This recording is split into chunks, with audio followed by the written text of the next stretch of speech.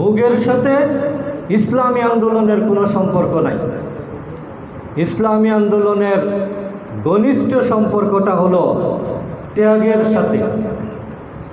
এই জন্য যত ত্যাগ তত আপনার সফলতা। এবং ইসলামী আন্দোলন করার জন্য আন্দোলনী মেজাজ লাগবে। আমরা সবসময় একটা কথা বলি যে আন্দোলনী মেজাজ সৃষ্টি করতে হবে। এই আন্দোলনী মেজাজ কি, এ সংক্রান্ত মৌলানা মওদুদী রহমতুল্লাহ আলাইকে যখন প্রশ্ন করা হলো, তিনি একটা উত্তর দিলেন। আমি সেই উত্তরটাই আপনাদের পড়ে শোনাচ্ছি। তিনি বললেন যে স্বয়ং আন্দোলনী শব্দটি এক বিশেষ ধরনের মেজাজের কথা স্পষ্ট বুঝিয়ে দিচ্ছি।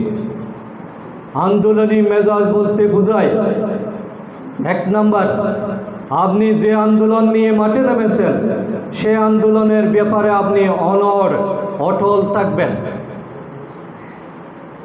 এখান থেকে আপনাকে আর কেউ পিছপা করতে পারবে না। 2 নম্বর, সে আন্দোলনের মধ্যে আপনি ডুবে থাকবেন। 3 নম্বর, সে আন্দোলনের জন্য আপনার অন্তর ব্যাকুল থাকবে। 4 নম্বর, পৃথিবীর সব কিছুর তুলনায় সে আন্দোলন হবে আপনার প্রিয়তম।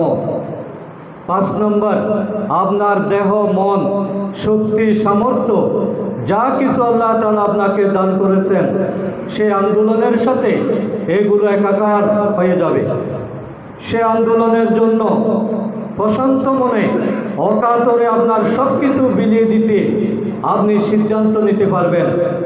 আপনার মধ্যে যখন এই অবস্থা সৃষ্টি হবে তখনই আপনাকে বলা হবে যে আপনার মধ্যে আন্দোলনী মেজাজ সৃষ্টি হয়েছে। তাহলে আন্দোলনী মেজাজ যতদিন সৃষ্টি করা যাবে না, ইসলামী আন্দোলন করে ততদিন মজা পাওয়া যাবে না। হতাশা মাঝে মধ্যে গ্রাস করবে, পিছুটান দেখা দেবে, বিভিন্ন প্রশ্নের জন্ম হবে যদি আন্দোলনী মেজাজ সৃষ্টি না হয়। এই জন্য ইসলামী আন্দোলন সাফল্যের শর্তাবলী এই বইটা আমাদের জীবনে অত্যন্ত গুরুত্বপূর্ণ। সাফল্যের এই বইটা আমরা জানি যে এখানে